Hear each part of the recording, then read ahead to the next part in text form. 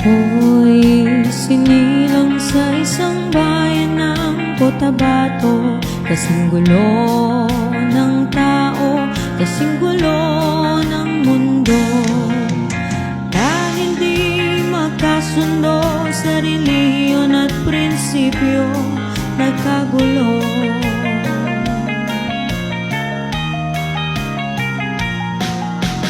Bayan ko sa Cotabato, kasing gulo ng isip ko.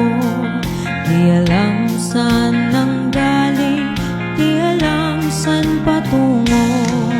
Kapatid sa kapatid, laman sa laman, sila-silang naglalaban.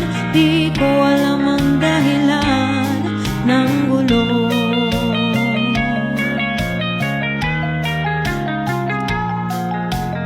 Bakit nagkaganon ang sagot sa tanong ko?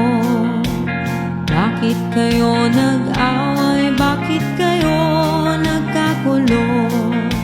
Prinsipyo mo'y igagalang ko kung ako'y iyong nirespeto. Kung nagtulungan kayo, di sana nagkagulo ang bayan ko. Sa bayan kong sinilangan sa Timog Cotabato, ako'y namulat sa napakalaking gulo.